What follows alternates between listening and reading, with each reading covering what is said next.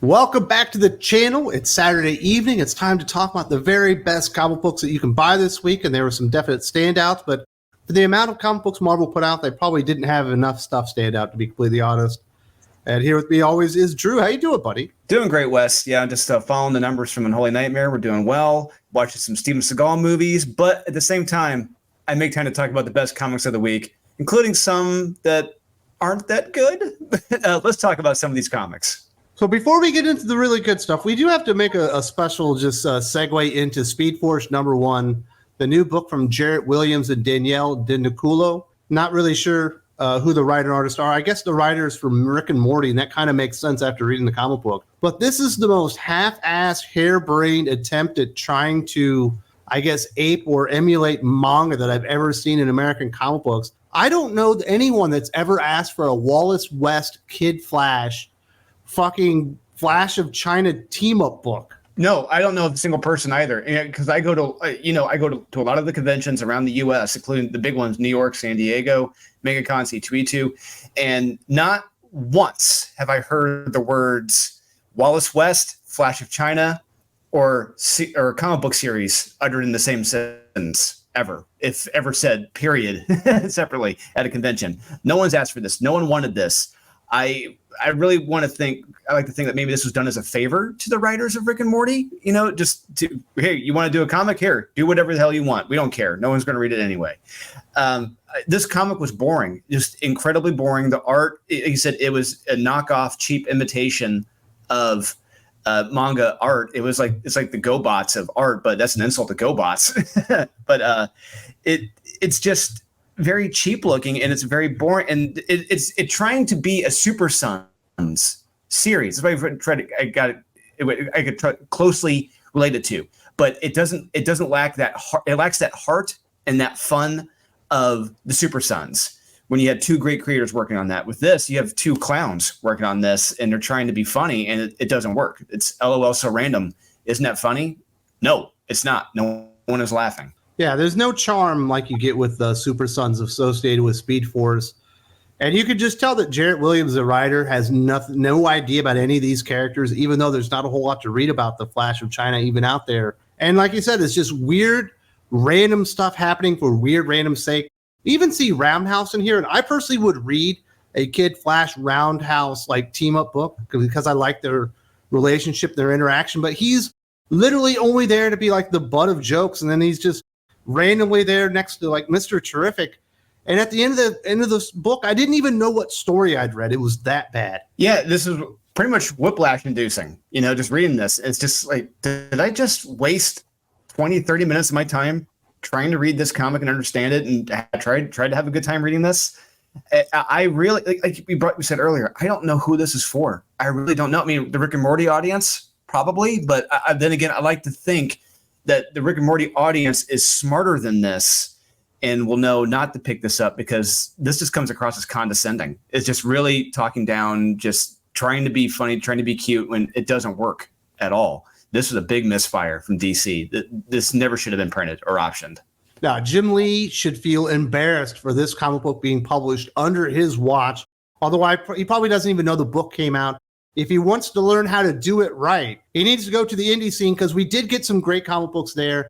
First up, Big Game #5, Image Comics, Mark Millar, Pepe the Raz, the conclusion to the big Millar World crossover event. I did a full review on 32 Flavors of Nick Weiser with him, did a full wrap-up of the entire Big Game event. I've been singing the praise of this comic book event and issue in particular, and this is just so much fun. And there's so many amazing moments here, but really the stuff that he does with Kick-Ass is just so really cool. The elevation of the character, going to heights that you could only want the character to get to, but just across the board, just amazing stuff, and job well done by Mark Millar. Yeah, so I am aware you've talked about this quite a bit in the last week, so I'll try to focus on some areas you didn't really talk about that I do want to talk about, one of which is Kick-Ass, because I do love what he goes through in this. And when you really, because I've read a lot of the prior issues of the Millar verse, I read Kick-Ass when that came out. And when you really when you step back and take a look at all of it, and you really look at Kick-Ass, the character himself, to where he has been to now. It really reminds me biblically. I'm Christian, I'm a Catholic, so there's a lot of allegories that are used in comics to religion. And in this case, with Kick-Ass, I really get a Job feel out of him. He is the character who is constantly tested. He's constantly run through the ringer. But at the same time, he always maintains his faith and his belief. And you get that in Kick-Ass. You go back to the issue 1 of Kick-Ass, he is beaten to crap, to death. But at the same time, even today in Big Game, he still maintains his belief in heroes, being a hero, maintaining that positive belief. And wouldn't you know it? Eventually, he's rewarded for it. And that's great. That's amazing. It's great to see the loser get rewarded. And he does. And rightfully so, because he kept the faith.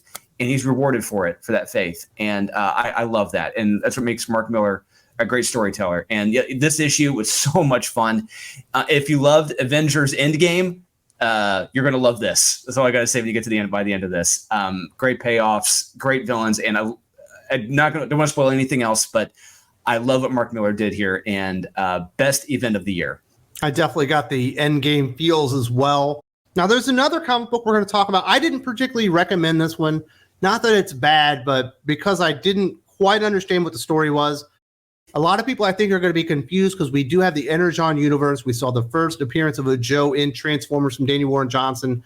G.I. Joe, A Real American Hero 301, is not a part of the Energon universe. It's actually a continuation of what Larry Hama was doing at IDW that obviously started, 40 years ago, I believe, at Marvel Comics.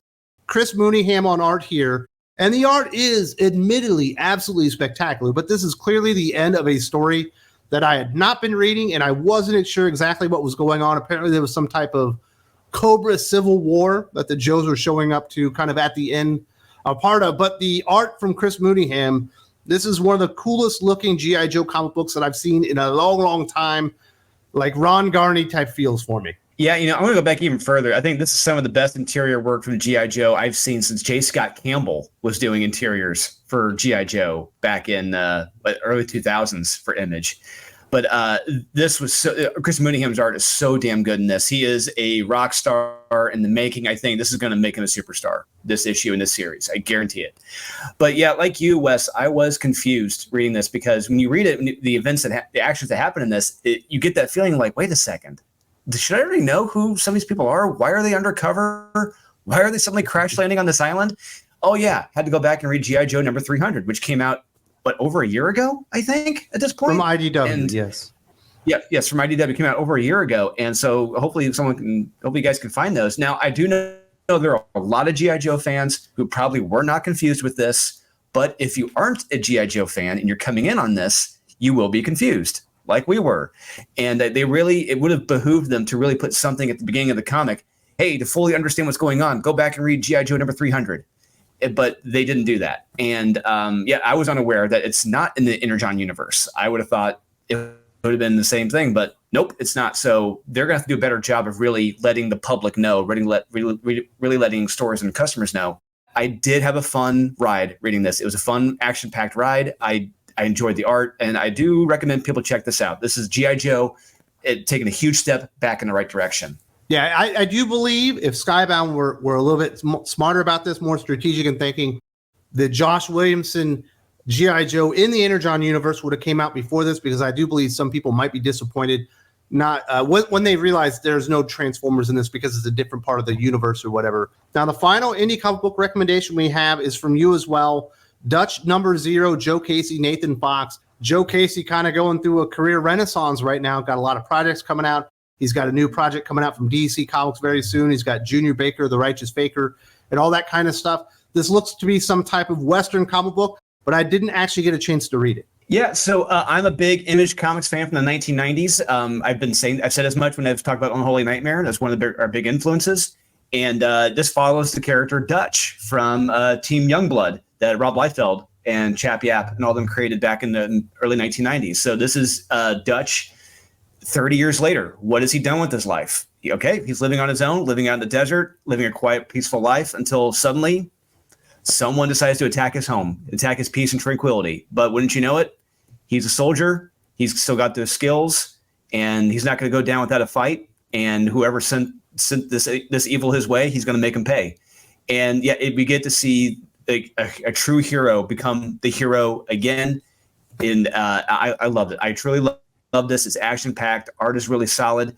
I really do hope we see Dutch back in the original costume at some point down the line. But yeah, this is a fun action packed comic. It's just seeing that old soldier trope coming out of retirement, like a John Wick, if you will. And yeah, you will enjoy this if you like stories like John Wick. Very nice. So that'll do it for our indie comic book recommendations. And I will say this, we got a couple to recommend from Marvel. Marvel put out so many books, almost like 28 new comic books this week. We've only got 2 to recommend. That is not a good batting average. Let's just say that one. We'll recommend Spine-Tingling Spider-Man #2, soliding Juan Ferreira on art. Really enjoyed the first issue. Absolute surprise hit to me. Continue to enjoy this one. It's definitely an art-focused, art-forward kind of comic book. The reason you want to read this is because of the Juan Ferreira art. It certainly outshines the story. But there are some really intriguing mysteries and things that are going on in this weird nightmare realm, or maybe it is a nightmare itself, as Peter Parker, everyone has forgotten him, and he's starting to discover things about his past or potentially his future. And there's all this really weird, actually disgusting stuff coming out. So in the first issue, they said it was going to be the most terrifying comic of the year. I didn't feel like it on that one, but on this one, it definitely dials it up with a lot of horror elements in here. Yeah, absolutely. And I can't believe I'm actually going to do this. I have to give a lot of credit to Saladin Ahmed on this, because I really truly think he's taking I'm going to call it, it's called the Hitchcock approach. It's where you're letting the audience know what they need to know when they need to know it. And he's doing a good job with this horror mystery story. He's letting us know what we need to know, specifically when we need to know it. So there's still a lot of things we don't know yet, but we're learning a few things here and there, a few small things here and there. And I do like that. I do appreciate that building the mystery, stringing us along, and uncovering things along the way. That's how you do a mystery story, and it's beautiful. And like you said, the art in this, my God, Juan Ferreira, he is amazing. I love the horror elements in this. I'm a big horror fan, as you know, and yeah, this hit me right where I wanted it, and I can't give this guy enough compliments. This is, one of the best Spider-Man books, if not one of the best books from Marvel this year, right next to Venom Lethal Protector Volume 2 and Incredible Hulk right this year. This is so much fun. If you guys love Spider-Man, you love horror stories, you love great art, please do check out Spine-Tingling Spider-Man, guys.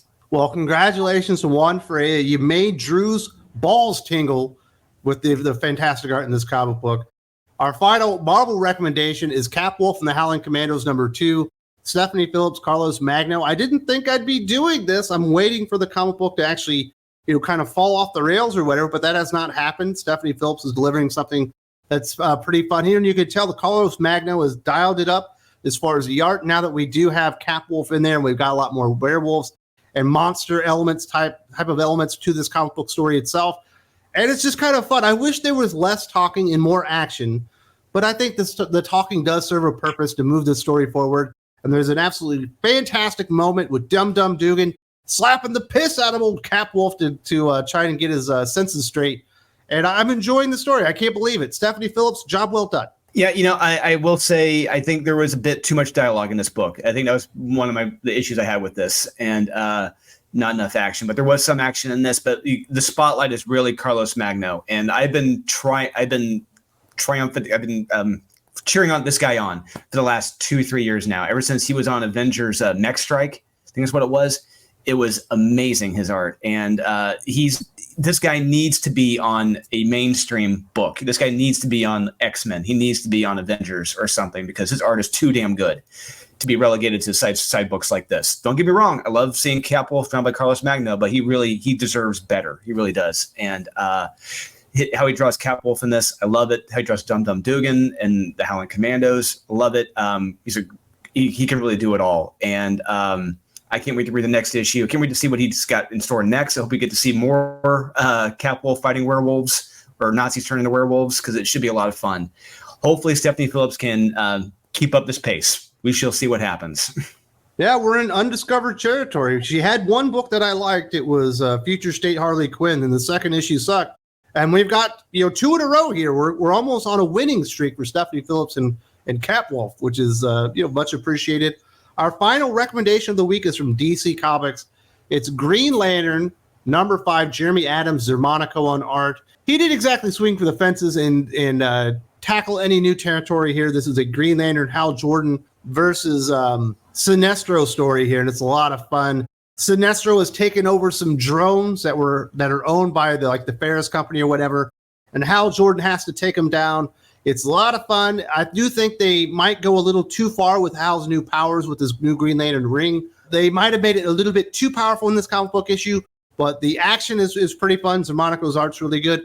And there is a very, very, very interesting, a tantalizingly amazing final page reveal on this one. Yeah, this was, I think, the best issue of the Green Lantern series so far. I had a lot of fun with this, and I really felt like he was really getting to the action, which I felt like was what the series was kind of missing. We were missing a lot of Hal Jordan with the ring kicking ass. We didn't really get a lot of that. Got to see him making deer and stuff, which is okay, but I want to see him fighting Sinestro, and we do get that in this. We do get to see Sinestro being the badass that he is, creating controlling fighter jets, and trying to pretty much start a war effectively in the world. And it's great seeing how Jordan stop it, being the hero that he is. And I can't wait to see what happens next. This was a huge step in the right direction for Green Lantern. This is what I've wanted since issue 1, and I really do hope we get to see more of this because we need it from DC and Marvel. And this is for Mr. Adams. I understand you are not a radar expert. I personally am. Just happens to be right in my wheelhouse. Your use of radar in this comic book, in both instances that I saw it, was absolutely off base. So read up a little bit more on radar, and maybe you can tighten up the story a little bit. But, I'm probably the only person that noticed that one. And besides that, it's a great comic book. Really enjoyed that. So those are our big recommendations this week. Drew, we've got 12 days left before Unholy Nightmare #1. The Kickstarter campaign is complete. You're fully funded, but you're looking for bigger and better things. What do the people need to know? What you guys need to know is if you have not backed it yet, anyone who backs the campaign, you are eligible to win an original piece of art. Aurelio and I are putting up 2 pieces of original art every week until the end of the campaign. As soon as you back it, whether it's a $5 tier, a $10 tier, a $200 tier, you're automatically eligible to win an original art piece. That's a win-win, guys. And when what I'm going to say right now is true. On the aficionados, I told Wes and the others that Marvel in 2024 is not looking too good. And what I'm guaranteeing you right now, viewer, is that when you read Unholy Nightmare next year in 2024 when it comes out, you will agree with me and say this is the best comic from that, better than anything Marvel or DC could have given us this year in 2024. I guarantee it. You will enjoy and love Unholy Nightmare. You'll be clamoring for issue 2. So please do check it out. And I hope you guys do win an original piece of art if you do back this. Well, that'll do it for this week. Had a whole lot of fun. We started out with Speed Force, which is just an abomination. But we got into the good stuff. We hit big game. We got into Green Lantern and everything in between. Really enjoyed this one. We're at the end of the video, and if you need some more, I completely understand. I even want more Thinking Critical. When I created the channel, it just so happens YouTube has looked at what you like to watch and what I like to create and has decided that this is the best video I ever created in the history of my life on my channel directly for you. Check it out right now.